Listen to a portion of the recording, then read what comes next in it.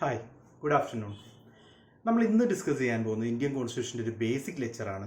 അതായത് what is the relevance of Indian constitution, നമ്മളുടെ point of വ്യൂവിൽ എങ്ങനെയാണ് കോൺസ്റ്റിറ്റ്യൂഷൻ ഇവോൾവ് ചെയ്തത്, എന്തൊക്കെയാണ് അതിൻ്റെ ബേസിക് തിങ്സ് തുടങ്ങിയിട്ടുള്ള കാര്യങ്ങളാണ് നമ്മൾ ഇന്ന് ഡിസ്കസ് ചെയ്യാൻ പോകുന്നത്. ഇതൊരു ഡെമോ സെഷനായിട്ട് കൺസിഡർ ചെയ്യുക. നെക്സ്റ്റ് ഡേ ഓൺവേഡ്സ് ആയിരിക്കും നമ്മൾ 20 ദിവസത്തെ crash course for Indian constitution start ചെയ്യുന്നത്. ഓക്കെ, ബിഫോർ ദാറ്റ് എന്താണ് കോൺസ്റ്റിറ്റ്യൂഷൻ? ഒരു രാജ്യത്തിൻ്റെ ഭരണഘടന എന്ന് പറയുന്നതുകൊണ്ട് ഉദ്ദേശിക്കുന്നത് എന്താണ്?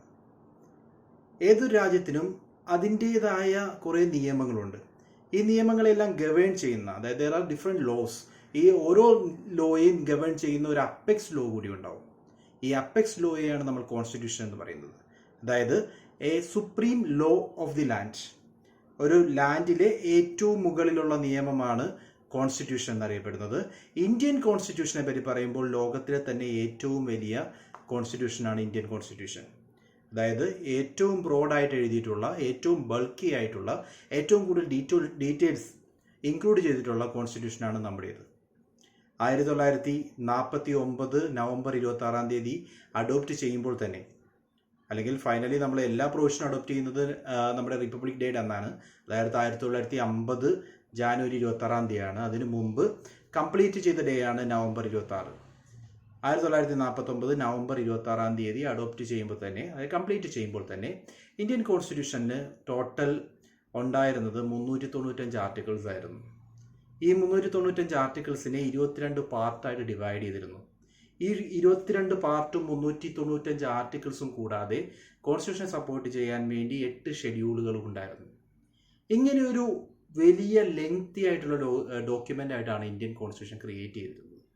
സോ ഞാൻ പറഞ്ഞത് ഇന്ത്യൻ കോൺസ്റ്റിറ്റ്യൂഷൻ എന്താണ്, എങ്ങനെയാണ് ക്രിയേറ്റ് ചെയ്തത് എന്നുള്ളതിൻ്റെ ഒരു ബേസിക് തിങ് മാത്രമാണ്. നമ്മളുടെ കോൺസ്റ്റിറ്റ്യൂഷൻ എന്ന് പറയുന്നത് ലോകത്തിലെ തന്നെ ഏറ്റവും വലിയ കോൺസ്റ്റിറ്റ്യൂഷനാണ്. അങ്ങനെ ആകാൻ വേണ്ടി ഒരുപാട് റീസൺസ് ഉണ്ട്. എടുത്തു പറയുകയാണെങ്കിൽ ഇന്ത്യ എന്ന് പറയുന്നത് അത്രയും ഡൈവേഴ്സ് ആണ്. ഓൾമോസ്റ്റ് 1500 ലാംഗ്വേജസോളം സംസാരിക്കുന്ന ഒരു രാജ്യമാണ് നമ്മുടേത്. ആ ലാംഗ്വേജിൽ 80% ഡെലിക്സ് മാത്രമാണ്. എന്നാലും ഈ പറയുന്ന 1500ഓളം ലാംഗ്വേജ് സംസാരിക്കുന്ന വേറൊരു രാജ്യവും നമുക്ക് ലോകത്ത് കണ്ടുപിടിക്കാൻ സാധിക്കില്ല. സോ ഇന്ത്യ ഇത്രയും ഡൈവേഴ്സ് ആയതുകൊണ്ട് എല്ലാവരുടെയും എല്ലാ ആവശ്യങ്ങളും ഇൻകോർപ്പറേറ്റ് ചെയ്തുകൊണ്ട് നമ്മൾ ക്രിയേറ്റ് ചെയ്തതാണ് നമ്മുടെ കോൺസ്റ്റിറ്റ്യൂഷൻ. അതുകൊണ്ട് തന്നെ ഈ കോൺസ്റ്റിറ്റ്യൂഷൻ എന്ന് പറയുന്നത് ലെങ്തിയാണ്. ഇത്രയും ബയോഡൈവേഴ്സിറ്റി ഉള്ള ഒരു വേറൊരു രാജ്യമില്ല. ഇത്രയും ജോഗ്രഫിക്കൽ എക്സ്പാൻഷൻ, ജോഗ്രഫിക്കലി ഇത്രയും വൈഡായിട്ട് കിടക്കുന്ന മറ്റൊരു രാജ്യവും നമുക്ക് കണ്ടെത്താൻ സാധിക്കില്ല. ഇതെല്ലാം കൊണ്ട് ഇന്ത്യ എന്ന് പറയുന്നത് ഇത്രയും ഡൈവേഴ്സ് ആയതുകൊണ്ട് നമ്മൾ നമ്മുടെ കോൺസ്റ്റിറ്റ്യൂഷനെയും ഇത്രയും ലെങ്തി ആക്കേണ്ടി വന്നു എന്നുള്ളതാണ് സത്യം. അതോടൊപ്പം തന്നെ നമ്മളുടെ കോൺസ്റ്റിറ്റ്യൂഷൻ അഡോപ്റ്റ് ചെയ്തിട്ടുള്ളത് ലോകത്ത് പലയിടത്തായിട്ടുള്ള പല രാജ്യങ്ങളുടെയും കോൺസ്റ്റിറ്റ്യൂഷൻ എടുത്തിട്ട് അവയെല്ലാം കൂടി ചേർത്ത് വെച്ച ഒരു ബൾക്കി ഡോക്യുമെൻ്റ് ആയിട്ടാണ് ഇന്ത്യൻ കോൺസ്റ്റിറ്റ്യൂഷൻ അഡോപ്റ്റ് ചെയ്തിട്ടുള്ളത്. Because we are copied. നമ്മൾ പല കോൺസ്റ്റിറ്റ്യൂഷനുകളും പല ലോകളും കോപ്പി ചെയ്തിട്ടാണ് നമ്മളുടേതായ ഈ കോൺസ്റ്റിറ്റ്യൂഷൻ ക്രിയേറ്റ് ചെയ്തിട്ടുള്ളത്. ഓക്കെ, ഇത് ഞാൻ ജസ്റ്റ് ബ്രീഫ് എന്താണ് കോൺസ്റ്റിറ്റ്യൂഷൻ എന്ന് മാത്രമേ പറഞ്ഞുള്ളൂ. കോൺസ്റ്റിറ്റ്യൂഷൻ ഡീറ്റെയിൽ ചെയ്യുന്നതിന് മുമ്പ് അതിൻ്റെ ബാക്ക്ഗ്രൗണ്ട് നമ്മൾ അറിയണം. അതിനുവേണ്ടി ഒരു ചെറിയ സ്റ്റോറിയാണ് നമ്മൾ ഇന്ന് ഡിസ്കസ് ചെയ്യാൻ പോകുന്നത്. ഈ സ്റ്റോറി സ്റ്റാർട്ട് ചെയ്യുന്നത് 1498 1498. എന്താണ് ഇതിൻ്റെ സിഗ്നിഫിക്കൻസ്? ഇന്ത്യയിലേക്ക് ആദ്യമായിട്ടൊരു കടൽ മാർഗം റൂട്ട് കണ്ടെത്തുകയും ഒരു ഇൻഡിവിജ്വൽ ഇന്ത്യയിലെത്തുകയും ചെയ്തു. വാസ്കോ ഡ ഗാമ ഇന്ത്യയിൽ കാപ്പാട് ബീച്ചിലെത്തിയ വർഷമാണ് 1498. ഇതേ 1498 കേപ്പ് ഓഫ് ഗുഡ് ഹോപ്സ് എന്ന് പറയുന്ന ഒരു തീരവും, അതായത് പ്രതീക്ഷകളുടെ മുനമ്പ് എന്ന് പറയുന്ന ആ ഒരു പോയിന്റും കണ്ടെത്തിയത്. ഈ 1498 ഈ ഒരു സീ റൂട്ടിൻ്റെ കണ്ടെത്തൽ അതിനുശേഷം ഇന്ത്യയിലേക്കുള്ള ട്രേഡ് യൂറോപ്യൻസിന് കുറച്ചും കൂടി എളുപ്പമായി. സോ 1498 തൊട്ട് പിന്നീട് അങ്ങോട്ടേക്ക് യൂറോപ്യൻസ് ഇന്ത്യയിലേക്ക് വരാൻ ഉപയോഗിച്ചതും ഇന്ത്യയായിട്ട് ട്രേഡ് നടത്താൻ ഉപയോഗിച്ചതുമായിട്ടുള്ള ഒരു മേജർ റൂട്ട് എന്ന് പറയുന്നത് ഈ സീ റൂട്ടാണ്. പ്രതീക്ഷകളുടെ മുനമ്പ് എന്ന് പറഞ്ഞ കേപ്പ് ഓഫ് ഗുഡ് ഹോപ്സ് ഒരു ഇടത്താവളമായിട്ട് മാറിക്കഴിഞ്ഞായിരുന്നു. ഇന്ന് നമ്മൾ നോക്കുമ്പോൾ ഇന്നത്തെ കേപ്പ് ടൗൺ ആണ് കേപ്പ് ഓഫ് ഗുഡ് ഹോപ്സ് എന്നാണ് അറിയപ്പെട്ടിരുന്നത്. ഓക്കെ, ദെൻ ഈ 1498 ശേഷം ഇന്ത്യയിൽ ഓൾമോസ്റ്റ് എല്ലാ യൂറോപ്യൻസും ഈ കടൽ മാർഗം ഇന്ത്യയിലേക്ക് എത്തുകയും ഇവിടെ അവരുടേതായ ഈസ്റ്റ് ഇന്ത്യ കമ്പനീസ് ഇവിടെ ഇൻകോർപ്പറേറ്റ് ചെയ്യുകയും ചെയ്തു. Like Portuguese east India company, French east India company, അങ്ങനെയുള്ള കമ്പനികൾ ഇന്ത്യയായിട്ട് ട്രേഡ് നടത്താൻ വേണ്ടി അവർ ക്രിയേറ്റ് ചെയ്യുകയും ചെയ്തിരുന്നു. ഇതിലേറ്റവും അവസാനമായി എന്ന് നമുക്ക് പറയാവുന്നതാണ് 1600 ഡിസംബർ 31 ബ്രിട്ടീഷ് സ്റ്റാർട്ട് ചെയ്ത British East India company. 1600 December 31 ഞാൻ പറയാനുള്ള റീസൺ ഇതാണ്. അന്നാണ് ബ്രിട്ടീഷ് ചാർട്ടർ പ്രകാരം British crown queen Elizabeth sign ചെയ്തുകൊണ്ട് ഈസ്റ്റ് ഇന്ത്യ കമ്പനി ക്രിയേറ്റ് ചെയ്യുന്നത്.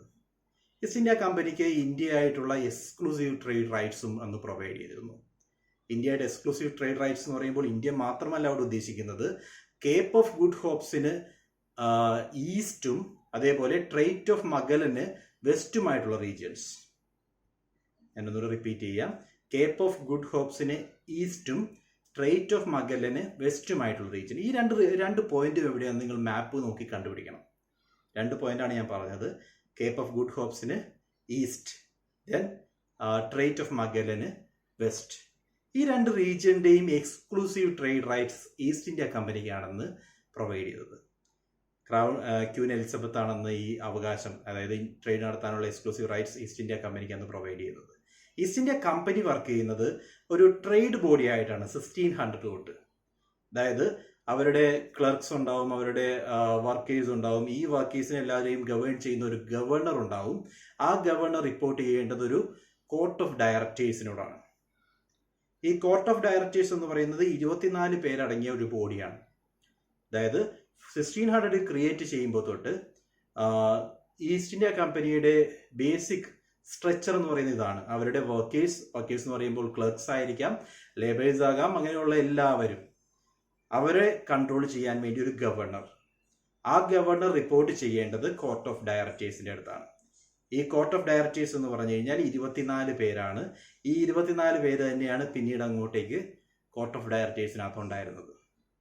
ഓക്കെ, 24 പേരടങ്ങിയ ഒരു ബോഡി ആയിട്ടാണ് കോർട്ട് ഓഫ് ഡയറക്ടേഴ്സ് പിന്നീട് ഈവൻ ആഫ്റ്റർ 150 ഇയേഴ്സ് നമ്മൾ നോക്കുകയാണെങ്കിലും ഇത് കാണാവുന്നത് ഈ 24 മെമ്പർ ബോഡി ആയിട്ട് തന്നെയാണ് വർക്ക് ചെയ്യുന്നത്. ഓക്കെ, ദെൻ കണ്ടിന്യൂ ചെയ്യുന്നതിന് മുമ്പ് നമ്മൾ ഡിസ്കസ് ചെയ്യുമ്പോൾ നിങ്ങളെപ്പോഴും സെഷൻ അറ്റൻഡ് ചെയ്യേണ്ടത് ഒരു ബുക്കും പേനയുമായിട്ടായിരിക്കണം. പറയുന്നതിനകത്ത് ഓരോ പോയിന്റ്സും നമുക്ക് ഈ റെലവൻ്റ് ആണെന്ന് തോന്നുന്ന എല്ലാ പോയിന്റ്സും നിങ്ങൾ ലെക്ചർ നോട്ട് എടുക്കുക.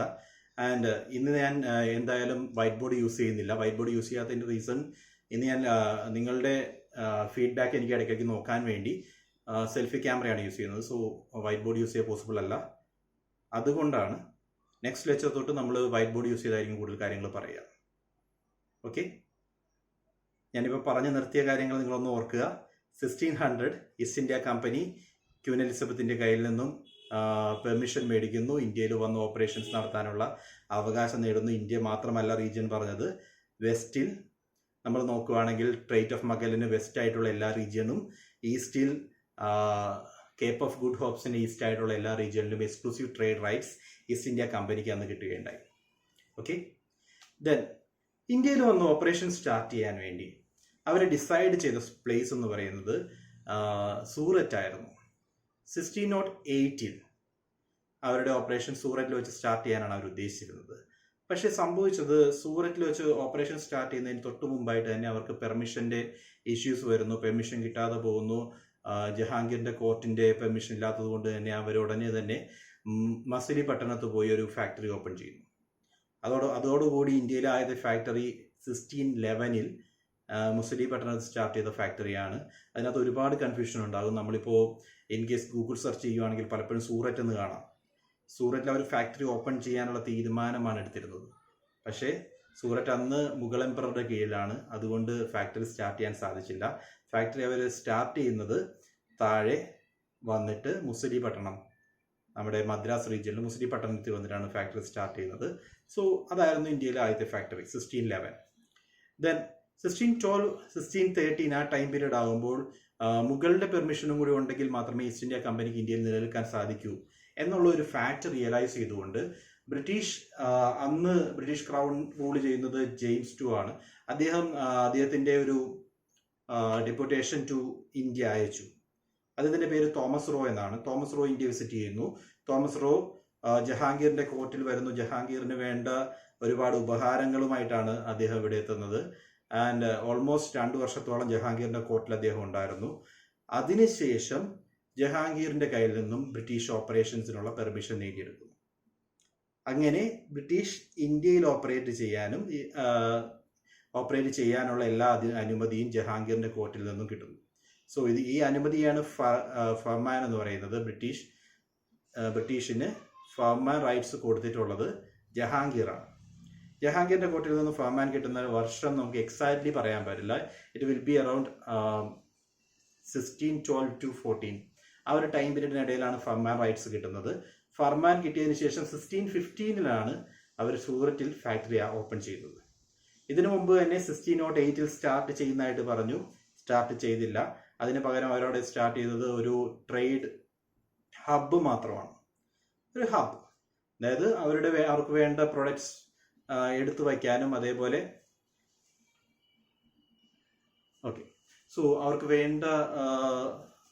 അവർക്ക് ട്രേഡ് നടത്താൻ ഉദ്ദേശിക്കുന്ന സാധനങ്ങളെല്ലാം കളക്ട് ചെയ്ത് വയ്ക്കാനുള്ള ഒരു ഹബ്ബ് മാത്രമായിട്ട് ആദ്യം സൂററ്റിലൊരു ഓപ്പണിംഗ് അവർ ചെയ്തിരുന്നു. അതുകൊണ്ടാണ് സൂററ്റ് ഫാക്ടറി എന്ന് പറയുന്നത്. അത് ഫാക്ടറി അല്ല എന്നുള്ള ഫാക്ട് ഇപ്പോൾ ഓർത്തേക്കുക. ഓക്കെ, ദെൻ ഇന്ത്യ മൊത്തം ഇതേപോലെ ചെറിയ ചെറിയ ട്രേഡ് ഹബ്സ് അവർ ക്രിയേറ്റ് ചെയ്തിരുന്നു. ട്രേഡ് പോസ്റ്റുകൾ എന്ന് പറയും.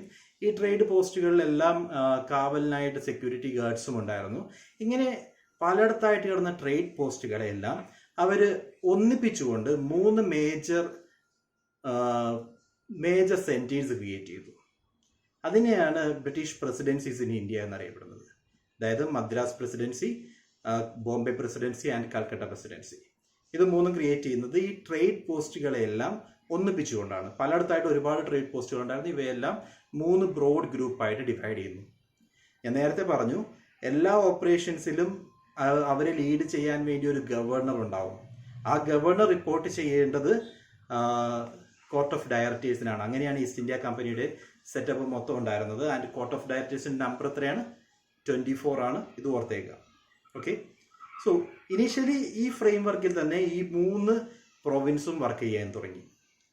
അതായത് ഞാൻ പറഞ്ഞുകൊണ്ടിരിക്കുന്നത് 1600 ശേഷമാണ്. 1600-ന് ശേഷം 1615 ഒക്കെ ആകുമ്പോഴുള്ള സിനാരിയോയാണ് ഞാൻ പറയുന്നത്.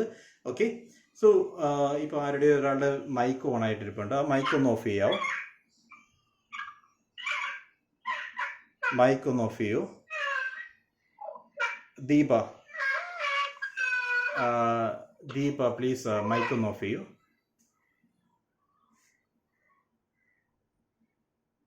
ഓക്കെ, സോ നമ്മൾ പറഞ്ഞു നിർത്തിയത് 3 പ്രൊവിൻസുകൾ ക്രിയേറ്റ് ചെയ്യപ്പെടുന്നു. ആ 3 പ്രൊവിൻസുകളാണ് ബോംബെ, മദ്രാസ് ആൻഡ് കൽക്കട്ട.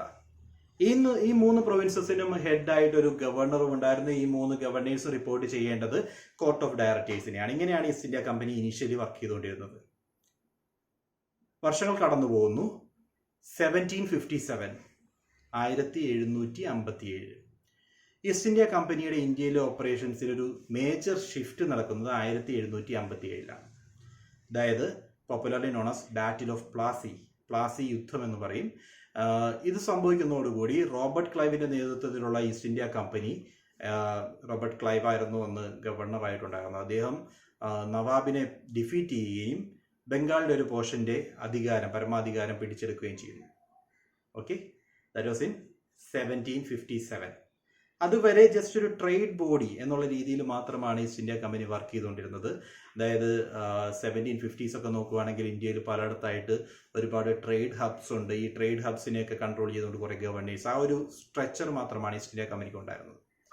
പക്ഷേ ബാറ്റിൽ ഓഫ് പ്ലാസി കഴിയുന്നതോടുകൂടി ഇന്ത്യയിൽ ദിവാനി റൈറ്റ്സ് എന്ന് പറയും, ഇന്ത്യയിലെ ലാൻഡ് റവന്യൂ റൈറ്റ്സ് കൂടി ഈസ്റ്റ് ഇന്ത്യ കമ്പനിക്ക് കിട്ടുന്നു. ദെൻ 7 വർഷം കഴിയുന്നു. 1764 ബാറ്റിൽ ഓഫ് ബുക്സർ. രണ്ടാമതായിട്ട് ബംഗാൾ നവാബ് ബ്രിട്ടീഷിന് അഗെയിൻസ്റ്റ് ആയിട്ട് ഫൈറ്റ് ചെയ്യാൻ വരുന്നു. ഈവൻ ദെൻ ഇതൊരു ഫെയിലിയർ ആയിരുന്നു. ബ്രിട്ടീഷ് വിജയിച്ചു. അതോടുകൂടി complete control over 3 provinces, 3 major പ്രൊവിൻസസിന്റെ കംപ്ലീറ്റ് കൺട്രോൾ ഇവരുടെ കയ്യിലേക്ക് വരുന്നു. ഒഡീഷ, ബംഗാൾ ആൻഡ് ബീഹാർ. ഈ 3 റീജിയൻസിന്റെയും റവന്യൂ റൈറ്റ്സ് മൊത്തമായിട്ട് ഈസ്റ്റ് ഇന്ത്യ കമ്പനിക്ക് കിട്ടുന്നു.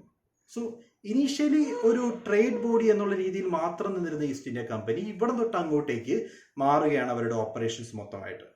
അവർ ഇനി അങ്ങോട്ടേക്ക് വർക്ക് ചെയ്യുന്നത് ജസ്റ്റ് ഒരു ട്രേഡ് ബോഡി ആയിട്ടല്ല, അവരിനി വർക്ക് ചെയ്യാൻ പോകുന്നത് പൊളിറ്റിക്കൽ റൈറ്റ്സോട് കൂടിയാണ്. ഓക്കെ, ദെൻ 1765 തൊട്ട് 1769 വരെ വരുന്ന ടൈം ഫ്രെയിം, ബംഗാളിൽ ഏറ്റവും വലിയൊരു വരൾച്ച നേരിട്ട ടൈം പീരീഡ് ആണ്. 1769 വരൾച്ച എന്ന് പറയുന്നത് ബംഗാളിൽ ഓൾമോസ്റ്റ് 1/3 പോപ്പുലേഷൻ ഇല്ലാതാക്കിയ ഒരു വരൾച്ചയായിരുന്നു. സോ ആ ഒരു ടൈം പീരീഡ് ആയപ്പോൾ ഇത് ബ്രിട്ടീഷ് ഈസ്റ്റ് ഇന്ത്യ കമ്പനിയെ നെഗറ്റീവായിട്ട് ബാധിച്ചു. ഈ ഒരു കാരണം മാത്രമല്ല, there are n number of issues. So ഒരു മേജർ ഇഷ്യൂ എന്ന് പറയുന്നത് ബംഗാളിലെ വരൾച്ചയാണ്, ഫെമൈനാണ്. ഫെമൈൻ സംഭവിക്കുന്നു. ബ്രിട്ടീഷിന് പിടിച്ചു നിൽക്കാൻ പറ്റാത്ത, ഈസ്റ്റ് ഇന്ത്യ കമ്പനിക്ക് ഇന്ത്യയിൽ പിടിച്ചു നിൽക്കാൻ പറ്റാത്ത ഒരു സിനാരിയോ അന്ന് ക്രിയേറ്റ് ചെയ്യപ്പെടുന്നു. ഓക്കെ, ഒരു റീസൺ. രണ്ടാമത്തെ റീസൺ, ഈസ്റ്റ് ഇന്ത്യ കമ്പനി ഇന്ത്യയിൽ ഓപ്പറേറ്റ് ചെയ്തുകൊണ്ടിരിക്കുന്നത് കുറെ ഓഫീസേഴ്സിനെ വെച്ചിട്ടാണ്. ഈ ഓഫീസേഴ്സ് എല്ലാം പണക്കാരാവുന്നു, ഈസ്റ്റ് ഇന്ത്യ കമ്പനി പാവപ്പെട്ടവരായി മാറും. ദാറ്റ് മീൻസ് കറപ്ഷൻ എവിഡന്റ് ആയിരുന്നു രണ്ടാമത്തെ issue. Then in between Anglo Carnatic wars നടക്കുന്നുണ്ട്. ആംഗ്ലോ കർണാട്ടിക് വാർ നടന്നതുകൊണ്ട് തന്നെ ബെനിഫിറ്റ്സ് ഒന്നും ഈസ്റ്റ് ഇന്ത്യ കമ്പനിക്ക് ഉണ്ടായില്ല, നഷ്ടമാണ് കൂടുതലായിട്ടുണ്ടായത്. സോ അന്ന് ആംഗ്ലോ കർണാട്ടിക് വാർ നടന്നിരുന്നു, അതിനകത്ത് നഷ്ടം സംഭവിച്ചു, ഫെമൈൻ്റെ നഷ്ടം സംഭവിക്കുന്നു, ദെൻ കറപ്ഷൻ. ഇത് മൂന്നും കൂടി ആഡ് ചെയ്തപ്പോൾ ഈസ്റ്റ് ഇന്ത്യ കമ്പനിക്ക് ഇന്ത്യയിൽ വലിയൊരു ഹ്യൂജ് ലോസ് നേരിടേണ്ടി വന്നു. ഇങ്ങനെ ഒരു ലോസ് നേരിട്ടപ്പോൾ പിടിച്ചു നിൽക്കാൻ വേറെ നിവർത്തിയൊന്നുമില്ലാത്തതുകൊണ്ട് ബ്രിട്ടീഷ് പാർലമെന്റിന്റെ അടുത്തുനിന്നും ബ്രിട്ടീഷ് ക്രൗണിന്റെ അടുത്തുനിന്നും ഈസ്റ്റ് ഇന്ത്യ കമ്പനി ഒരു ലോണിന് അപേക്ഷിച്ചു, ഒരു സപ്പോർട്ട്, ഫിനാൻഷ്യൽ സപ്പോർട്ട്. അന്ന് ഈസ്റ്റ് ഇന്ത്യ കമ്പനി ചോദിച്ചത് $1 million ഫിനാൻഷ്യൽ സപ്പോർട്ടായിരുന്നു. ആൻഡ് ഫിനാൻഷ്യൽ സപ്പോർട്ട് ചോദിക്കുന്നതോടുകൂടി സംഭവിക്കുന്ന ഇതാണ്, ഈസ്റ്റ് ഇന്ത്യ കമ്പനി ഇന്ത്യയിൽ ഓപ്പറേറ്റ് ചെയ്യുന്ന ഇതുവരെ ഇൻഡിപെൻഡന്റ് ബോഡി ആയിട്ടാണ്. കംപ്ലീറ്റ് കൺട്രോളും ഈസ്റ്റ് ഇന്ത്യ കമ്പനിക്ക് മൊത്തമായിട്ട് ഇന്ത്യയിലെ ഓപ്പറേഷൻസിലുണ്ടായിരുന്നു. പക്ഷേ ഇത്തരത്തിലൊരു ലോൺ, ക്രൗണിന്റെ കയ്യിൽ നിന്നും ഇത്തരത്തിലൊരു ലോൺ എടുക്കുന്നതോടുകൂടി കുറച്ച് കൺട്രോൾ ക്രൗണിന് കിട്ടുന്നു. ആ കൺട്രോളിന്റെ ബേസിലാണ് ഇന്ത്യയിൽ 1773 റെഗുലേറ്റിംഗ് ആക്ട് ബ്രിട്ടീഷ് ക്രൗൺ പാസ്സാക്കുന്നത്. അതുവരെ കോർട്ട് ഓഫ് ഡയറക്ടേഴ്സ് ആയിരുന്നു ഇന്ത്യയിലെ മേജർ ബോഡി എങ്കിൽ പതുക്കെ റെഗുലേറ്റിംഗ് ആക്ട് പാസ്സാക്കുന്നു. അതിനുശേഷം അടുത്ത റെഗുലേഷനായിട്ട് പിറ്റ്സ് ഇന്ത്യ ആക്ട് പാസ്സാക്കുന്നു. ദെൻ അങ്ങോട്ട് പോകുന്തോറും ഓരോരോ പുതിയ ആക്ടുകൾ ഈസ്റ്റ് ഇന്ത്യ കമ്പനിയുടെ പുറത്തേക്ക് ബ്രിട്ടീഷ് ക്രൗൺ പാസ്സാക്കാൻ തുടങ്ങി. അതോടുകൂടി ബ്രിട്ടീഷ് ക്രൗൺ ഈസ്റ്റ് ഇന്ത്യ കമ്പനിയുടെ ഓപ്പറേഷൻസിനെ കൺട്രോൾ ചെയ്യാൻ തുടങ്ങുന്നു. ഓക്കെ, മൈക്കൊന്ന് ഓഫ് ചെയ്യോ? നമ്മൾ ഓൺലൈൻ സെഷൻസ് ആയതുകൊണ്ട് മൈക്കൊന്ന് ഓഫ് ചെയ്ത് വയ്ക്കുക പ്ലീസ്. സെഷൻ സ്റ്റാർട്ട് ചെയ്യുമ്പോൾ തന്നെ മൈക്കൊന്ന് ഓഫ് ചെയ്യുക.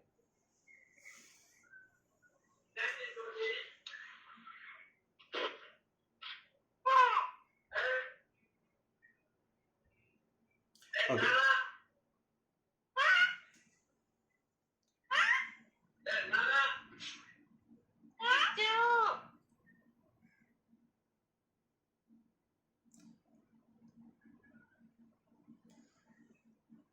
Okay, so let's continue. So ഇന്ത്യയിലെ ബ്രിട്ടീഷ് ഓപ്പറേഷൻസിനെ നമുക്ക് രണ്ട് ബ്രോഡ് കാറ്റഗറിയിൽ ഡിവൈഡ് ചെയ്യാം. ഒന്നാമത്തത് കമ്പനിയുടെ റോൾ. ഞാനിപ്പോൾ ഓൾറെഡി പറഞ്ഞു തന്നത് തന്നെ എവിടെ വരെ ആണ് ബ്രിട്ടീഷ് ഇൻഡിപെൻഡൻ്റ് ആയിട്ട് റൂൾ ചെയ്യുന്നതെന്നാണ്. 1773 ആവുന്നതോടുകൂടി ബ്രിട്ടീഷിന്മേൽ കൺട്രോൾ കിട്ടുന്നു ഈസ്റ്റ് ഇന്ത്യ കമ്പനിക്ക്. ആ കൺട്രോൾ കിട്ടാനുള്ള സാഹചര്യമാണ് ഞാൻ പറഞ്ഞത്. ബ്രിട്ടീഷിനൊരു ബാങ്ക്രപ്സി സിനാരിയോ, ഈസ്റ്റ് ഇന്ത്യ കമ്പനിക്ക് ഒരു ബാങ്ക്രപ്സി സിനാരിയോ ക്രിയേറ്റ് ചെയ്യപ്പെടുന്നു. ആ ബാങ്ക്രപ്സിയിൽ നിന്നും സപ്പോർട്ട് ചെയ്യാൻ വേണ്ടി ക്രൗൺ ഒരു $1 million ഒരു ഫിനാൻഷ്യൽ സപ്പോർട്ട് കമ്പനിക്ക് കൊടുക്കുന്നു. ഈ ഫിനാൻഷ്യൽ സപ്പോർട്ട് കിട്ടുന്നതോടുകൂടി ക്രൗണിന്റെ കയ്യിൽ കുറച്ച് കൺട്രോളുകൾ കിട്ടി. അതായത് ഇത്രയും എമൗണ്ട് അവർക്ക് കൊടുത്തതാണ്, ഇനി അവരുടെ മേൽ നിയമങ്ങൾ പാസ്സാക്കാനുള്ള അധികാരം പതുക്കെ ഗ്രാജുവലി ബ്രിട്ടീഷ് ക്രൗൺ നേടിയെടുക്കുന്നു. ഓക്കെ, സോ 1773 ഒരു ആക്ട് പാസ്സാക്കി. അതിനുശേഷം 1781 മറ്റൊരു ആക്ട് പാസ്സാക്കുന്നു. ദെൻ 1784 എന്നത് തേർഡ് ആക്ട്, അതിനെയാണ് പിറ്റ്സ് ഇന്ത്യ ആക്ട് എന്ന് പറയുന്നത്. പിറ്റ്സ് എന്ന് പറയുന്നത് ബ്രിട്ടനിലെ ഏറ്റവും ചെറുപ്പക്കാരനായ പ്രൈം മിനിസ്റ്ററാണ്. ഇതുവരെയുള്ള കണക്കുകൾ നോക്കി കഴിഞ്ഞാൽ youngest prime minister of Britain എന്ന് പറയും പിറ്റ്സ്. അദ്ദേഹത്തിന്റെ ടൈം പീരീഡിൽ പാസ്സാക്കിയ ആക്ട് ആയതുകൊണ്ടാണ് പിറ്റ്സ് ഇന്ത്യ ആക്ട് എന്നറിയപ്പെടുന്നത്. സോ പിറ്റ്സ് ഇന്ത്യ ആക്ട് പാസ്സാക്കുന്നു. അതിനുശേഷം വീണ്ടും 1793 ചാർട്ടർ ആക്ട് പാസ്സാക്കുന്നു. ബിക്കോസ് ബ്രിട്ടീഷ് ചാർട്ടർ പ്രകാരം പെർമിഷൻ കൊടുക്കുക എന്ന് പറഞ്ഞു കഴിഞ്ഞാൽ ബ്രിട്ടീഷ് ക്രൗൺ പാസ്സാക്കുന്ന ആക്ടുകളെയാണ് ചാർട്ടർ ആക്ട് എന്ന് പറയുന്നത്. സോ ഈ ചാർട്ടർ ആക്ടിന്റെ ഒരു ടൈം പീരീഡ് ഉണ്ടാവും. ആ ടൈം പീരീഡ് കഴിയുമ്പോൾ എക്സ്പയർഡ് ആവും. സോ വീണ്ടും പുതുക്കേണ്ടി വരും. അത്തരത്തിലാണ് പെർമിഷൻ കൊടുത്തിരുന്നത്. 1793 ഇന്ത്യയിലുള്ള എക്സ്ക്ലൂസീവ് ട്രേഡ് റൈറ്റ്സ് വീണ്ടും ഈസ്റ്റ് ഇന്ത്യ കമ്പനിക്ക് കൊടുക്കുന്നു. ദെൻ അത് കൊടുത്തിരുന്നത് 20 വർഷത്തേക്കായിരുന്നു. 20 വർഷം കഴിഞ്ഞപ്പോൾ വീണ്ടും ഒരു ചാർട്ടർ ആക്ട് പാസ്സാക്കുന്നു. 1813 വീണ്ടും 20 വർഷം കഴിയുമ്പോൾ മറ്റൊരു ആക്ട് പാസ്സാക്കുന്നു. അങ്ങനെ 1857 വരെ ഇന്ത്യ റൂൾ ചെയ്യുന്നത് ബ്രിട്ടീഷ് കമ്പനി തന്നെയാണ്. അതായത് ബ്രിട്ടീഷ് ഈസ്റ്റ് ഇന്ത്യ കമ്പനി തന്നെയായിരുന്നു. ബ്രിട്ടീഷ് ക്രൗണിന്റെ റെഗുലേഷൻസ് ഉണ്ടായിരുന്നു, എന്നാലും ഇന്ത്യ റൂൾ ചെയ്യുന്നത് ബ്രിട്ടീഷ് ഈസ്റ്റ് ഇന്ത്യ കമ്പനി തന്നെയാണ്. ദെൻ 1857 ഒരു മേജർ ഇവന്റ് നടന്നായിരുന്നു. ഏതായിരുന്നു അത്? 1857 popularly known as first war of independence, sepoy mutiny എന്ന് പറയും. First war of independence happen ചെയ്തപ്പോൾ, അതായത് ബ്രിട്ടീഷിന് എഗെയിൻസ്റ്റ് ആയിട്ടുള്ള ഇന്ത്യൻ സെന്റിമെന്റ്സ് വളരെയധികം വളർന്നുകൊണ്ടിരിക്കുകയാണ് എന്നൊരു ഫാക്ട് ബ്രിട്ടീഷ് ക്രൗണിന് മനസ്സിലായി. ആൻഡ് അവരെ സംബന്ധിച്ച് ഇതൊരു ഓപ്പർച്യൂണിറ്റി കൂടിയായിരുന്നു. ഇതുവരെ ഇന്ത്യ ഭരിച്ചുകൊണ്ടിരുന്നത് ഈസ്റ്റ് ഇന്ത്യ കമ്പനിയാണ്. അവരുടെ ഭരണം അവസാനിപ്പിച്ചുകൊണ്ട് ഭരണം ക്രൗണിനെ ഏറ്റെടുക്കാനുള്ള ഒരു ഓപ്പർച്യൂണിറ്റി കൂടിയായിട്ട് ഈ സാഹചര്യം മാറി. സോ 1858 പാസ്സാക്കുന്ന ഗവൺമെന്റ് ഓഫ് ഇന്ത്യ ആക്ടോടുകൂടി ബ്രിട്ടീഷിന്റെ ഭരണം, അതായത് ഈസ്റ്റ് ഇന്ത്യ കമ്പനിയുടെ ഭരണം നിൽക്കുകയും പിന്നീട് അങ്ങോട്ടേക്ക് ഇന്ത്യ റൂൾ ചെയ്യുന്നത് ബ്രിട്ടീഷ് ക്രൗൺ നേരിട്ടുമാണ്. ഓക്കെ, സോ രണ്ട് ടൈം ഫ്രെയിം ആണ് ഞാനിവിടെ പറഞ്ഞത്. ഒന്നാമത്തെ ടൈം ഫ്രെയിം എന്ന് പറയുന്നത് 1773 റെഗുലേറ്റിംഗ് ആക്ട് പാസ്സാക്കുന്നത് തൊട്ട് 1857 അല്ലെങ്കിൽ 58 വരെയുള്ള ടൈം പീരീഡ്, ഇതിനെയാണ് കമ്പനി റൂൾ എന്ന് പറയുന്നത്. ദെൻ 1858 തൊട്ട് 1947 ഇൻഡിപെൻഡൻസ് വരെയുള്ള ടൈം പീരീഡിനെയാണ് നമ്മൾ ക്രൗൺസ് റൂൾ എന്ന് പറയുന്നത്. ക്രൗൺ ഡയറക്റ്റ് ആയിട്ട് ഇന്ത്യ റൂൾ ചെയ്യുന്നു. ക്രൗൺസ് റൂൾ, ക്രൗൺ ഡയറക്റ്റ് ആയിട്ട് ഇന്ത്യ റൂൾ ചെയ്യുന്നു. അദ്ദേഹത്തിന്റെ സബ്ബോർഡ് കൂടി, അദ്ദേഹത്തിന്റെ തൊട്ട് താഴെ വൈസ് എന്ന് പറയും, തൊട്ട് താഴെ വരുന്ന ഇൻഡിവിജ്വൽ. സോ അതുകൊണ്ടാണ് viceroy. Vice means vice to crown എന്നാണ് അതിന്റെ അർത്ഥം വരുന്നത്, വൈസ് റോയ് എന്ന് പറഞ്ഞു കഴിഞ്ഞാൽ. സോ 1858 തൊട്ടാണ് ഇന്ത്യയിൽ വൈസ് റോയ് ഭരണം വരുന്നത്. അതിനു മുമ്പ് ഇന്ത്യ ഭരിച്ചിരുന്നത് ഗവർണർ ജനറൽസ് ആയിരുന്നു. ഓക്കെ, അതിന്റെ ഡീറ്റെയിലിംഗ് എല്ലാം നമ്മൾ നെക്സ്റ്റ് സെഷനിലാണ് നടത്തുക. നെക്സ്റ്റ് സെഷൻ നമ്മൾ ഡിസ്കസ് ചെയ്യുന്നത് മൊത്തം ആക്ട്സ് പാസ്ഡ് ഇൻ ഇന്ത്യയാണ്. ഓക്കെ, ബ്രിട്ടീഷ് ടൈമിൽ പാസ്സാക്കിയിട്ടുള്ള മേജർ ആക്ടുകളെ പറ്റിയും അതിന്റെ പ്രൊവിഷൻസിനെ പറ്റിയുമാണ്. സോ ആദ്യത്തെ ടൈം പീരീഡ് നമ്മൾ പറഞ്ഞു. ആദ്യത്തെ ടൈം പീരീഡ് കമ്പനി റൂൾ ചെയ്യുന്നു. കമ്പനിക്ക് വേണ്ടി ഇന്ത്യ റൂൾ ചെയ്യുന്നത് കമ്പനിയുടെ റെപ്രസെന്റേറ്റീവ് ആയിട്ടുള്ള ഗവർണറാണ്. ഗവർണർ കുറച്ച് ടൈം കഴിയുന്നതോടുകൂടി, അതായത് ഒരു 1793 ആക്ട് പാസ്സാകുന്നതോടുകൂടി കൽക്കട്ടയിലെ ഗവർണറെ ഗവർണർ ജനറലാക്കി മാറ്റുന്നു. പിന്നീട് അദ്ദേഹം ഗവർണർ ജനറൽ ഓഫ് ഇന്ത്യ ആവുന്നു മറ്റൊരു ആക്ട് വഴി. ഇതൊക്കെ നമ്മൾ ഡീറ്റെയിൽ ആയിട്ട് നെക്സ്റ്റ് സെഷനിൽ ഡിസ്കസ് ചെയ്യും. ഈ ഒരു ടൈം പീരീഡിനെയാണ് കമ്പനി റൂൾ എന്ന് പറയുന്നത്. കമ്പനി ഇന്ത്യയിൽ റൂൾ ചെയ്യുന്ന ടൈം പീരീഡ്. ദെൻ അതിനുശേഷം ഇന്ത്യ ഭരിക്കുന്ന മൊത്തം വൈസ്രോയി ആണ്. വൈസ്രോയ്ക്ക് വേണ്ടി അദ്ദേഹത്തിന്റെ വൈസ്രോയും അദ്ദേഹത്തിന്റെ എക്സിക്യൂട്ടീവ് കൗൺസിലും ചേർന്നിട്ടാണ് പിന്നീട് ഇന്ത്യ റൂൾ ചെയ്തത്. ഓക്കെ, സോ ക്രൗണിന്റെ റൂളാണ് പിന്നീട് ഉണ്ടായത്. ഇത്രയുമാണ് ആ ടൈം ഫ്രെയിമുമായിട്ട് ബന്ധപ്പെട്ട് നമ്മൾ ഓർക്കേണ്ട കാര്യങ്ങൾ. ഇനി ഇന്ത്യൻ കോൺസ്റ്റിറ്റ്യൂഷനെ പറ്റി. ഇന്ത്യൻ കോൺസ്റ്റിറ്റ്യൂഷൻ എന്ന് പറയുന്നത് ഒരു എലാബറേറ്റഡ് ഡോക്യുമെന്റ് ആണ്. 395 സെഷൻസ് ഇനീഷ്യലി ഉണ്ടായിരുന്നത്. അതായത് ക്രിയേറ്റ് ചെയ്ത ടൈമിൽ തന്നെ 395 സെഷൻസ് ഉണ്ടായിരുന്നു. പിന്നീട് ആഡ് ചെയ്യപ്പെട്ട് ഇപ്പോൾ നോക്കുവാണെങ്കിൽ ഓൾമോസ്റ്റ് 450 സെഷൻസ് ഉള്ള ഒരു വലിയ ഡോക്യുമെന്റ് ആണ് ഇന്ത്യൻ കോൺസ്റ്റിറ്റ്യൂഷൻ. ഓക്കെ, ആൻഡ് കുറച്ചുകൂടി പുറകോട്ട് പോവുകയാണെങ്കിൽ, അതായത് 1934 നോക്കുകയാണെങ്കിൽ 1934 ഇന്ത്യൻ കോൺസ്റ്റിറ്റ്യൂഷൻ ക്രിയേറ്റ് ചെയ്യണം എന്നൊരു ആദ്യത്തെ ഡിമാൻഡ് വരുന്നത്. അങ്ങനെ ഒരു ഡിമാൻഡ് നടത്തിയത് MN റോയ് ആണ്. MN റോയിയുടെ ഒരു ആവശ്യമായിരുന്നു ബ്രിട്ടീഷിന്റെ മുമ്പിൽ വെച്ചത്. അതായത് നമുക്കൊരു കോൺസ്റ്റിറ്റ്യൂവന്റ് അസംബ്ലി വേണം, ഈ കോൺസ്റ്റിറ്റ്യൂവന്റ് അസംബ്ലി വഴി ഇന്ത്യൻ കോൺസ്റ്റിറ്റ്യൂഷൻ ക്രിയേറ്റ് ചെയ്യണം എന്നുള്ളൊരു ആവശ്യം ആദ്യമായിട്ട് മുന്നോട്ട് വെച്ചത് MN റോയ് ആയിരുന്നു. പക്ഷേ സംഭവിച്ച കുറേ കാര്യങ്ങൾ അതിനിടയിലുണ്ട്. ഹിസ്റ്ററിയുടെ പാർട്ടായിട്ട് നമ്മൾ അറിയേണ്ട കുറച്ച് കാര്യങ്ങൾ. അതായത് ഒന്നാമത്തെ കേസ് 1914 to 1919 ഒരു ഇമ്പോർട്ടന്റ് ഇവന്റ് നടന്നിരുന്നു. It is world war 1. World war 1 നടക്കുന്ന ടൈമിൽ നമുക്കൊരു ഓഫർ ബ്രിട്ടീഷ് അന്ന് തന്നിരുന്നു. അതായത് വേൾഡ് വാർ 1 എൻഡ് ചെയ്യുമ്പോഴേക്കും ഇന്ത്യൻസിന് വേണ്ട, അതായത് റെസ്പോൺസിബിൾ ആയിട്ടുള്ള ഒരു ഗവൺമെന്റ് ക്രിയേറ്റ് ചെയ്യാൻ വേണ്ടി മാക്സിമം എഫേർട്ട് ബ്രിട്ടീഷ് എടുക്കും എന്നൊരു ഓഫർ അന്ന് തന്നിരുന്നു. പക്ഷേ അന്ന് ആ ഒരു ഓഫറിനനുസരിച്ചുള്ള ഒരു തീരുമാനങ്ങളും നടന്നില്ല. 1919 സംഭവിച്ചത് മറ്റൊരു ആക്റ്റാണ്, popular known as Rowlatt act. അതായത് ബ്രിട്ടീഷുകാർക്ക് എപ്പോൾ വേണമെങ്കിലും ആരെ വേണമെങ്കിലും അറസ്റ്റ് ചെയ്യാം എന്നുള്ള രീതിയിലുള്ള ഒരു ആക്റ്റാണ് അതിന് പകരമായിട്ട് പാസ്സാക്കിയത്. സോ നമ്മൾ എക്സ്പെക്ട് ചെയ്തത് നമുക്ക് ഡൊമിനിയൻ സ്റ്റാറ്റസ് കിട്ടും, ഇന്ത്യൻസിന് റെസ്പോൺസിബിൾ ഗവൺമെന്റ് കിട്ടും എന്നൊക്കെ വിചാരിച്ചുകൊണ്ട് ഇന്ത്യൻ നാഷണൽ കോൺഗ്രസ് ഉൾപ്പെടെയുള്ള മേജർ പൊളിറ്റിക്കൽ പാർട്ടീസ് എല്ലാം ഫസ്റ്റ് വേൾഡ് വാറിന് ബ്രിട്ടനെ സഹായിച്ചിരുന്നു. ഓക്കെ, സോ അന്നൊരു സപ്പോർട്ടും കിട്ടിയില്ല. ദെൻ സെക്കൻഡ് വേൾഡ് വാർ ഹാപ്പൻ ചെയ്യുന്നു 1939 to 1945. സെക്കൻഡ് വേൾഡ് വാറിൽ ഇതേ രീതിയിലുള്ള മറ്റൊരു ഓഫർ കൂടി ബ്രിട്ടൻ തന്നു. അതായത് സെക്കൻഡ് വേൾഡ് വാറിൽ നിങ്ങൾ പങ്കെടുക്കൂ, ഞങ്ങളെ സപ്പോർട്ട് ചെയ്ത് പോരാടൂ, അങ്ങനെയാണെങ്കിൽ ഇത് കഴിയുമ്പോൾ ഇൻഡിപെൻഡൻസിനുള്ള കാര്യങ്ങളെല്ലാം ചെയ്തു തരാം. സോ ഫസ്റ്റ് വേൾഡ് വാറിൽ പറഞ്ഞ കാര്യങ്ങളാണ് തന്നില്ല. സെക്കൻഡ് വേൾഡ് വാറിൽ വീണ്ടും കബളിപ്പിക്കാൻ വരുന്നു എന്നുള്ള രീതിയിലാണെന്ന് ഇന്ത്യൻ നാഷണൽ കോൺഗ്രസിൽ മഹാത്മാഗാന്ധി ഉൾപ്പെടെയുള്ള ലീഡേഴ്സ് അന്ന് പെരുമാറിയത്. സോ ഇങ്ങനൊരു ഓഫർ അക്സെപ്റ്റ് ചെയ്യാനേ അവർ തയ്യാറായിരുന്നില്ല. ആൻഡ് അതിൻ്റെ ആഫ്റ്റർ എഫക്ട്സ് നമുക്കറിയാം. ക്വിറ്റ് ഇന്ത്യ മൂവ്മെൻറ്റ് നടക്കുന്നു, ദെൻ ഇൻഡിവിജ്വൽ സത്യാഗ്രഹം നടക്കുന്നു. ഇതെല്ലാം അതിനുശേഷം ഉണ്ടായ മേജർ തിങ്സ് ആണ്. ഓക്കെ, സോ 1945 വാർ എൻഡ് ചെയ്യുന്നു. വാർ എൻഡ് ചെയ്യുമ്പോൾ സംഭവിക്കുന്നത് ബ്രിട്ടനിലൊരു മേജർ പൊളിറ്റിക്കൽ ചേഞ്ച് ഉണ്ടാവും. അതായത് 1945 വാർ എൻഡ് ചെയ്യുമ്പോൾ നമ്മൾ ഓർക്കേണ്ടത് പുതിയ പൊളിറ്റിക്കൽ പവേഴ്സ് വേൾഡിൽ എമർജ് ചെയ്യുകയാണ്. അമേരിക്ക, റഷ്യ, USSR പോലുള്ള രാജ്യങ്ങൾ എമർജ് ചെയ്യുന്നു. ബ്രിട്ടന്റെ കോൺട്രിബ്യൂഷൻ ലോകത്ത് തന്നെ വളരെ കുറയുന്നൊരു സിറ്റുവേഷൻ വരുന്നു. അതായത് ഇനി റൂൾ ചെയ്യുന്നത് ആരാണെന്ന് സെക്കൻഡ് വേൾഡ് വാർ പ്രൂവ് ചെയ്തില്ലെങ്കിലും സെക്കൻഡ് വേൾഡ് വാർ പ്രൂവ് ചെയ്ത ഒരു കാര്യമുണ്ട്, ബ്രിട്ടൻ ഇനി അങ്ങോട്ടേക്ക് ലോകം റൂൾ ചെയ്യാൻ പോകുന്നില്ല എന്നുള്ളൊരു ഫാക്ട് സെക്കൻഡ് വേൾഡ് വാർ എൻഡോടുകൂടി പ്രൂവ് ചെയ്യപ്പെട്ടു. ബിക്കോസ് അത്രയും എക്സ്പെൻസുകളാണ് ബ്രിട്ടന് വന്നത്, ബെനിഫിറ്റ്സ് വളരെ കുറവായിരുന്നു. So second world war end ചെയ്യുന്നു. പൊളിറ്റിക്കലി നോക്കുകയാണെങ്കിൽ ബ്രിട്ടനിൽ പുതിയ ഗവൺമെന്റ് വരുന്നു. അതുവരെ ബ്രിട്ടനിലുണ്ടായിരുന്ന കൺസർവേറ്റീവ് പാർട്ടിയെ തോൽപ്പിച്ചുകൊണ്ട് ലേബർ പാർട്ടി അധികാരത്തിൽ വരുന്നു. ലേബർ പാർട്ടി, ആ വേർഡ് തന്നെയുണ്ട്, ലേബർ പാർട്ടി എന്നും ഇത്തരത്തിലുള്ള, അതായത് കൊളോണിയലൈസേഷന് എഗെയിൻസ്റ്റ് ആണ് വർക്ക് ചെയ്തുകൊണ്ടിരുന്നത്. സോ ഇന്ത്യയുടെ ഇൻഡിപെൻഡൻസ് അല്ലെങ്കിൽ ഇന്ത്യക്ക് ഒരു ഫ്രീഡം ഉണ്ടാകണമെന്ന് ആഗ്രഹിച്ചിരുന്ന പാർട്ടി കൂടിയാണ് ലേബർ പാർട്ടി. സോ ഈ ലേബർ പാർട്ടി ഇന്ത്യയിലേക്ക് ഒരു മിഷനെ അയക്കുന്നു. ഈ മിഷനെയാണ് ക്യാബിനറ്റ് മിഷൻ എന്ന് പറയുന്നത്.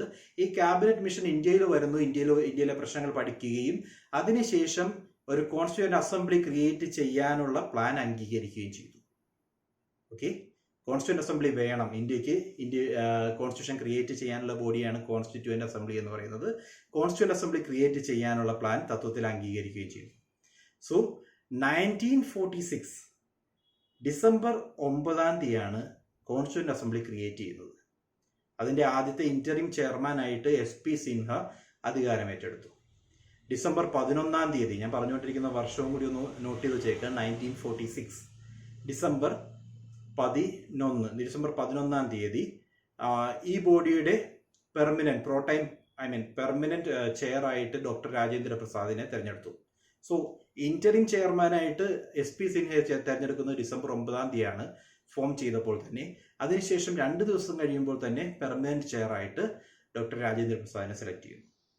വീണ്ടും 2 ദിവസം കഴിയുമ്പോൾ ഡിസംബർ 13 ആദ്യമായിട്ട് കോൺസ്റ്റിറ്റ്യൂവന്റ് അസംബ്ലിയുടെ എയിം എന്താണെന്ന് പറഞ്ഞുകൊണ്ട് ഒരു ഒബ്ജക്റ്റീവ് റെസൊല്യൂഷൻ ക്രിയേറ്റ് ചെയ്യപ്പെടുന്നു. ഈ ഒബ്ജക്റ്റീവ് റെസൊല്യൂഷൻ ക്രിയേറ്റ് ചെയ്തത് ഡോക്ടർ ജവഹർലാൽ നെഹ്റു ആണ്.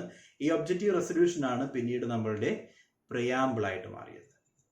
നമ്മൾ കണ്ടിട്ടുണ്ടാവും, നമ്മളുടെ ടെക്സ്റ്റ് ബുക്കിന്റെ ഒക്കെ ഫ്രണ്ടിൽ കാണാറുള്ള same sentence, we the people of India having solemnly resolved to create India into a sovereign secular socialist democratic republic എന്ന് തുടങ്ങുന്ന അതേ സ്റ്റേറ്റ്മെന്റ് ക്രിയേറ്റ് ചെയ്തത് ജവഹർലാൽ നെഹ്റു ആണ്. അത് ക്രിയേറ്റ് ചെയ്ത ഡേറ്റ് ആണ് ഞാൻ പറഞ്ഞത്, ഡിസംബർ 13, 1946. ഇത് ക്രിയേറ്റ് ചെയ്തു, അക്സെപ്റ്റ് ചെയ്യുന്നു കോൺസ്റ്റിറ്റ്യൂവന്റ് അസംബ്ലി. അതോടുകൂടി ഒബ്ജക്റ്റീവ് റെസൊല്യൂഷൻ, അതായത് എന്തിനു വേണ്ടിയാണ് ഈ കോൺസ്റ്റിറ്റ്യൂവന്റ് അസംബ്ലി വർക്ക് ചെയ്യേണ്ടത് എന്നുള്ള റെസൊല്യൂഷൻ അതോടുകൂടി പാസ്സാക്കും. ഓക്കെ, ദെൻ പിന്നീട് അങ്ങോട്ടേക്ക് കോൺസ്റ്റിറ്റ്യൂവന്റ് അസംബ്ലി ഫോം ചെയ്യുകയും കോൺസ്റ്റിറ്റ്യൂവന്റ് അസംബ്ലിയിൽ ഇലക്ഷൻസ് നടക്കുകയും ഇന്ത്യൻ നാഷണൽ കോൺഗ്രസിനും മുസ്ലിം ലീഗിനും ഒക്കെ പ്രാധാന്യമുള്ള ഒരു ബോഡി ക്രിയേറ്റ് ചെയ്യുകയും ഒക്കെ ചെയ്തു.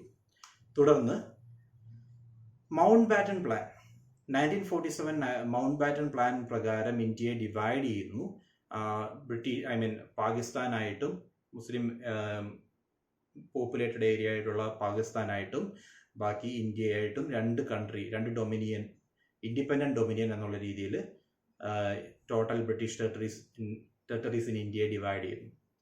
സോ അങ്ങനെ 1947 ഡിസംബർ 14 പാകിസ്ഥാൻ ക്രിയേറ്റ് ചെയ്യപ്പെടുന്നു. 1947 ഓഗസ്റ്റ് 14 പാകിസ്ഥാൻ ക്രിയേറ്റ് ചെയ്യപ്പെടുന്നു. 1947 ഓഗസ്റ്റ് 15 ഇന്ത്യ എന്ന് പറയുന്നൊരു കൺട്രി ക്രിയേറ്റ് ചെയ്യപ്പെടുന്നു. ദെൻ ക്രിയേറ്റ് ചെയ്തതിന് ശേഷം, അതായത് ഇൻഡിപെൻഡൻസിന് ശേഷം, ഈ കോൺസ്റ്റിറ്റ്യൂന്റ് അസംബ്ലിയാണ് ഇന്ത്യൻ പാർലമെന്റ് ആയിട്ട് ആക്ട് ചെയ്തത്. അതായത് പിന്നീട് അങ്ങോട്ടേക്ക് ഇന്ത്യൻ പാർലമെന്റ് എന്ന് പറയുന്ന ഒരു ബോഡി ആയിട്ട് ആക്ട് ചെയ്യുന്നത് കോൺസ്റ്റിറ്റ്യൂന്റ് അസംബ്ലിയാണ്.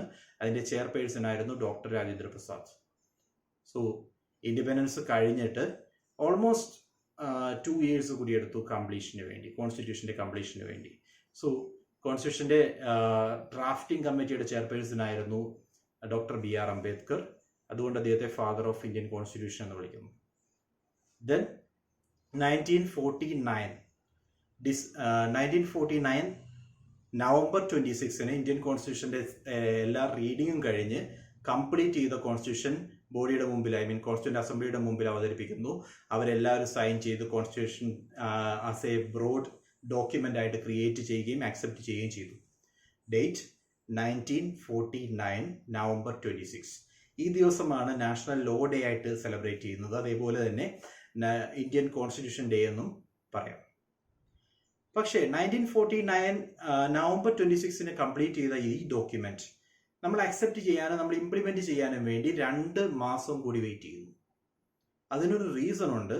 റീസൺ ഇതാണ്. 1929 പോവാം, ഏതാണ്ട് 20 വർഷങ്ങൾക്ക് മുമ്പ്.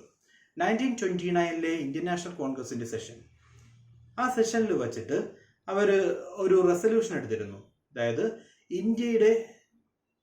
ഇന്ത്യയെ ഒരു പൂർണ്ണ സ്വരാജായിട്ട് അല്ലെങ്കിൽ പൂർണ്ണ സ്വരാജായിട്ട് ഡിക്ലെയർ ചെയ്യാം എന്നുള്ളൊരു തീരുമാനം ഇന്ത്യൻ നാഷണൽ കോൺഗ്രസ് എടുത്തിരുന്നു 1929 സെഷനിൽ. ആൻഡ് അവർ അന്ന് ഫിക്സ് ചെയ്തിരുന്ന ഡേറ്റ് ആണ് ജാനുവരി 26, 1930. അങ്ങനെ ഒരു ഡിക്ലറേഷൻ, പൂർണ്ണ സ്വരാജ് റെസൊല്യൂഷനൊക്കെ അന്ന് നടത്തിയിരുന്നതിന്റെ പേരിൽ അതിനെ കമമറേറ്റ് ചെയ്യുക എന്നുള്ള ലക്ഷ്യത്തോടു കൂടി 1949 നവംബർ 26 കംപ്ലീറ്റ് ചെയ്ത ഈ ഡോക്യുമെന്റ് ഇംപ്ലിമെന്റ് ചെയ്യാൻ വേണ്ടി 2 മാസം കൂടി വെയിറ്റ് ചെയ്യുന്നു. 1950 ജാനുവരി 26 നമ്മൾ അത് ഇംപ്ലിമെന്റ് ചെയ്യുന്നു. ഓക്കെ, സോ അങ്ങനെ ഒരു കോൺസ്റ്റിറ്റ്യൂഷൻ ഇന്ത്യക്ക് വേണ്ടി ക്രിയേറ്റ് ചെയ്യപ്പെട്ടു. കോൺസ്റ്റിറ്റ്യൂഷൻ ക്രിയേറ്റ് ചെയ്യപ്പെട്ടപ്പോൾ തന്നെ ഇന്ത്യ ഡിഫൈൻ ചെയ്യുന്നത് India is a sovereign secular democratic republic എന്നാണ്. Sovereign social secular democratic republic എന്നാണ്. So sovereign which means we are not under any other power. നമ്മൾ മറ്റൊരു രാജ്യത്തിന്റെയും കീഴിലല്ല, ഇതുവരെ നമ്മളായിരുന്നു. ഇനി അങ്ങോട്ടേക്ക് നമ്മൾ ഇൻഡിപെൻഡന്റ് ആണ്, നമ്മളെ മറ്റാരും റൂൾ ചെയ്യുന്നില്ല എന്ന് പ്രൂവ് ചെയ്യാൻ വേണ്ടിയാണ് സോവറിൻ എന്ന് പറയുന്ന വേർഡ് ഉപയോഗിക്കുന്നത്. സെക്യുലർ മീൻസ് നമുക്കൊരു സ്റ്റേറ്റ് റിലീജിയൻ ഇല്ല, എല്ലാ റിലീജിയനെയും ഒരുപോലെ നമ്മൾ അക്സെപ്റ്റ് ചെയ്യുന്നു. സർവധർമ്മ സംഭവം എന്ന് പറയും. അതായത് എല്ലാ റിലീജിയനെയും നമ്മൾ ഒരുപോലെ അംഗീകരിക്കുന്നു. നമ്മൾക്ക് നമ്മുടെ സ്റ്റേറ്റിന് അതിൻ്റെതായ ഒരു റിലീജിയൻ ഉണ്ടായിരിക്കില്ല. ദെൻ മൂന്നാമത്തത് സോഷ്യലിസ്റ്റ് മീൻസ് നമ്മൾ ഇക്വാലിറ്റി അധിഷ്ഠിതമായിട്ട് ഒരു പൊളിറ്റിയാണ് ഫോളോ ചെയ്യുന്നത്. ഇക്വാലിറ്റിയിൽ പൂർണ്ണമായിട്ട് വിശ്വസിക്കുന്നു. സോ അതാണ് സോഷ്യലിസ്റ്റ് ടൈം കൊണ്ട് ഉദ്ദേശിക്കുന്നത്. Democratic means we are governed by our self. അതായത് ഇലക്ഷനിലൂടെ എലക്ട് ചെയ്യപ്പെടുന്ന ഇൻഡിവിജ്വൽസ് ആണ് നമ്മൾ റൂൾ ചെയ്യുന്നത്. So for the people, by the people and of the people എന്ന് പറയുന്ന കൺസെപ്റ്റ്, ആ കൺസെപ്റ്റാണ് ഡെമോക്രസി എന്നുള്ളതുകൊണ്ട് ഉദ്ദേശിക്കുന്നത്. Then republic means head of the state is an elected one. നമ്മളുടെ കൺട്രിയുടെ head of the state elected ആണ്. അതായത് നമ്മുടെ കൺട്രിയുടെ ഹെഡ് ഓഫ് ദി സ്റ്റേറ്റ് എന്ന് പറയുന്നത് പ്രസിഡന്റ് ഓഫ് ഇന്ത്യ ആണ്. പ്രസിഡന്റ് ഓഫ് ഇന്ത്യ ഇലക്റ്റഡ് ആണ്, അതുകൊണ്ട് നമ്മുടെ കൺട്രി റിപ്പബ്ലിക് ആണ്. വേറസ് ബ്രിട്ടന്റെ ഹെഡ് ഓഫ് ദി സ്റ്റേറ്റ് എന്ന് പറയുന്നത് ക്രൗൺ ആണ്. ക്രൗൺ എന്ന് പറയുന്നത് ഹെറിഡേറ്ററി ആയിട്ട്, പാരമ്പര്യമായിട്ട് കിട്ടുന്ന ഒരു പോസ്റ്റാണ്. അതുകൊണ്ട് ആ കൺട്രിയെ നമുക്ക് റിപ്പബ്ലിക് എന്ന് വിളിക്കാൻ പറ്റില്ല. ഓക്കെ, സോ ഇങ്ങനെയാണ് ഇന്ത്യയെ ഡിഫൈൻ ചെയ്തിട്ടുള്ളത്. ഓക്കെ, കോൺസ്റ്റിറ്റ്യൂഷനകത്ത് നമ്മൾ നോക്കുമ്പോൾ ഞാൻ ഓൾറെഡി പറഞ്ഞു 395 ആർട്ടിക്കിൾസ് ആണുള്ളത്. ഈ ആർട്ടിക്കിൾസിൽ ഇമ്പോർട്ടൻ്റ് ആയിട്ടുള്ള എല്ലാ പാർട്ടുകളും അതായത് ഈ 395 ആർട്ടിക്കിൾസ് ഒറിജിനലി ഉണ്ടായിരുന്നതിനെ 22 പാർട്ടുകളായിട്ടായിരുന്നു ഡിവൈഡ് ചെയ്തിരുന്നത്. ഇതിനകത്ത് മേജർ ആയിട്ടുള്ള ഓൾമോസ്റ്റ് എല്ലാ പാർട്ടുകളും നമ്മൾ ഡിസ്കസ് ചെയ്യും ഈ ഒരു സെഷനകത്ത്. ഓക്കെ, 22 പാർട്ടുകൾ. പിന്നെ ഇപ്പോൾ നോക്കുകയാണെങ്കിൽ ഓൾമോസ്റ്റ് 25 പാർട്ടുകളുണ്ട്, 450ഓളം ആർട്ടിക്കിൾസും ഉണ്ട്. സോ റെലവെൻ്റ് ആയിട്ടുള്ള എല്ലാ പ്രൊവിഷൻസും എടുത്ത് ഡിസ്കസ് ചെയ്യുന്നു. ദെൻ റീസെൻ്റ്ലി വന്നിട്ടുള്ള അപ്ഡേറ്റ്സ്, ലൈക്ക് ഇപ്പോൾ ഒരു എക്സാമ്പിൾ പറയുകയാണെങ്കിൽ റീസെൻ്റ്ലി ഉണ്ടായിട്ടുള്ള അപ്ഡേറ്റ് ആണ് ആംഗ്ലോ ഇന്ത്യൻ മെമ്പേഴ്സിന് ഉണ്ടായിരുന്ന പ്രാതിനിധ്യം എടുത്തു കളയുന്നു. അതേപോലെ തന്നെ പുതിയൊരു റിസർവേഷൻ ക്രിയേറ്റ് ചെയ്യുന്നു.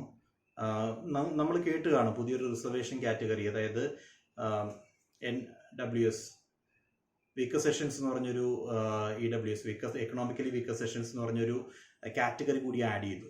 ഇതുമായി ബന്ധപ്പെട്ട് ഇന്ത്യൻ കോൺസ്റ്റിറ്റ്യൂഷനിൽ എന്തൊക്കെ ചേഞ്ചസ് ആണ് വന്നിട്ടുള്ളത് തുടങ്ങിയുള്ള രീതിയിൽ ഇത്രമാത്രം നമുക്ക് പ്രാക്ടിക്കലി അപ്രോച്ച് ചെയ്യാം എന്നുള്ള രീതിയിലായിരിക്കും നമ്മൾ ഈ ഒരു 20 days സെഷൻ അറേഞ്ച് ചെയ്യുന്നത്. ഓക്കെ, സോ ഇതിൽ നിങ്ങൾ ചെയ്യേണ്ട കാര്യങ്ങൾ, നമ്മൾ നാളെ ലെക്ചർ സ്റ്റാർട്ട് ചെയ്യുമ്പോൾ തൊട്ട് ഓരോരോ ടോപ്പിക്സ് ഉണ്ടാവും അസൈൻ ചെയ്യുന്നത്. ഈ ടോപ്പിക് ബേസ് ചെയ്തിട്ടുള്ള നോട്ട്സും ഞാൻ നിങ്ങൾക്ക് പ്രൊവൈഡ് ചെയ്യും, സെഷന് ശേഷമായിരിക്കും. അപ്പോൾ ഫർദർ റീഡിങ് നിങ്ങൾ കണ്ടക്ട് ചെയ്യുക.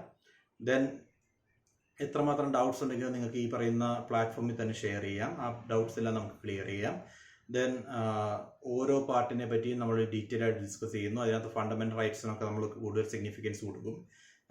ആസ് എ ബിഗിനർ എന്നുള്ള രീതിയിൽ നമ്മൾ ഫണ്ടമെൻ്റൽ റൈറ്റ്സ് എല്ലാം അറിഞ്ഞിരിക്കണം. ഇന്ത്യൻ കോൺസ്റ്റിറ്റ്യൂഷൻ ഏതൊരു എക്സാം എഴുതാൻ പോയാലും, ഏതൊരു കോമ്പറ്റീറ്റീവ് എക്സാം ആയാൽ പോലും ഇന്ത്യൻ കോൺസ്റ്റിറ്റ്യൂഷൻ റെലവൻറ്റ് ഏരിയയാണ്. ഈ റെലവൻറ്റ് ഏരിയയുമായി ബന്ധപ്പെട്ട് നിങ്ങൾക്ക് വരാവുന്ന 99% പോർഷൻസും നമ്മൾ 20 ദിവസം കൊണ്ട് കംപ്ലീറ്റ് ചെയ്യാൻ വേണ്ടി ശ്രമിക്കും. ദെൻ ബിഗിനേഴ്സ്, ഒരു എക്സാമിന് ബേസ്ഡ് അപ്രോച്ച് ചെയ്യാത്ത ആളുകളാണെങ്കിൽ നിങ്ങളുടെ ക്വാളിറ്റി ഡെവലപ്മെൻറ്റിനും ഇപ്പോൾ നോക്കുവാണെങ്കിൽ നമ്മുടെ എഡ്യൂക്കേഷൻ സിസ്റ്റത്തിൻ്റെ ഏറ്റവും വലിയ പോരായ്മയാണ് നിയമം കൃത്യമായിട്ട് പഠിപ്പിക്കാത്തത്. നമ്മൾ നോക്കുകയാണെങ്കിൽ സിവിക്സ് എന്ന് പറയുന്ന ഒരു പോർഷൻ മാത്രമാണ്, അത് 9th 10th ചാപ്റ്ററിൽ സ്റ്റാൻഡേർഡിൽ കിടപ്പുണ്ട്, വെറുതെ ബ്രീഫ് ചെയ്ത് കിടക്കുന്ന ഒരു പോർഷൻ മാത്രമേ ഉള്ളൂ.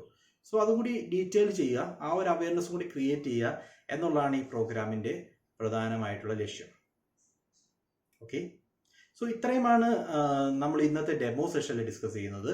കൂടുതൽ ഡിസ്കഷൻ, അതായത് ടോപ്പിക് വൈസ് ഡിസ്കഷൻ ഞാൻ നിങ്ങൾക്ക് നേരത്തെ തന്നെ ഷെഡ്യൂൾ വന്നിട്ടുണ്ട്. ആ ഷെഡ്യൂൾ പ്രകാരമുള്ള ഡിസ്കഷൻ നെക്സ്റ്റ് ക്ലാസ് തൊട്ട് നമ്മൾ സ്റ്റാർട്ട് ചെയ്യും. ഇത് Day 1 അല്ല, ഇത് ഡെമോ സെഷനാണ്. Day 1 നാളെ ആയിരിക്കും. ഓക്കെ, എന്തെങ്കിലും ഡൗട്ട്സ് ഉണ്ടോ, എന്തെങ്കിലും ക്ലാരിഫൈ ചെയ്യാനുണ്ടെങ്കിൽ ഒന്ന് കമന്റ് ബോക്സിൽ ഇട്ടേക്കാം.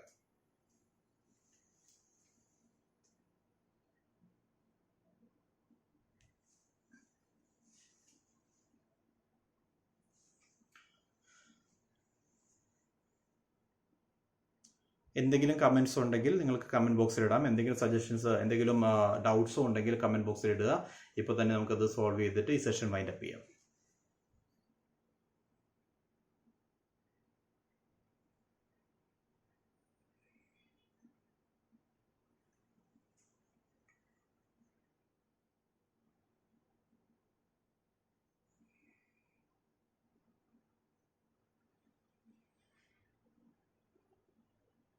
എല്ലാവരും ഇവിടെ ഉണ്ടോ? ഒരു ഹായ് ഇട്ടേക്കാമോ? എല്ലാവരും ഉണ്ടോ എന്ന് അറിയാൻ വേണ്ടിയാണ്.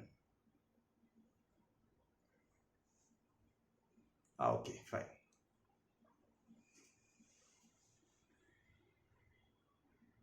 സോ പ്രത്യേകിച്ച് ഡൗട്ട്സ് ഒന്നും ഇല്ലാന്ന് ഞാൻ വിശ്വസിക്കുന്നു. നെക്സ്റ്റ് സെഷൻ, അതായത് നമ്മുടെ ഫസ്റ്റ് സെഷൻ നാളെയാണ്.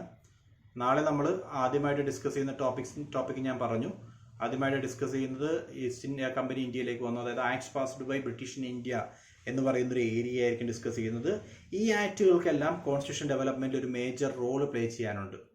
അതായത് ഇന്നത്തെ നമ്മുടെ കോൺസ്റ്റിറ്റ്യൂഷൻ ഇങ്ങനെ ആകാനുള്ള പ്രധാന കാരണങ്ങൾ ഈ ഓരോ ആക്ടുകളുമാണ്. സോ എല്ലാ ആക്ടുകളെയും ബ്രീഫ് ചെയ്തിട്ടായിരിക്കും നമ്മൾ നെക്സ്റ്റ് സെഷനിൽ ഡിസ്കസ് ചെയ്യുക. So thank you very much for your time. Thank you.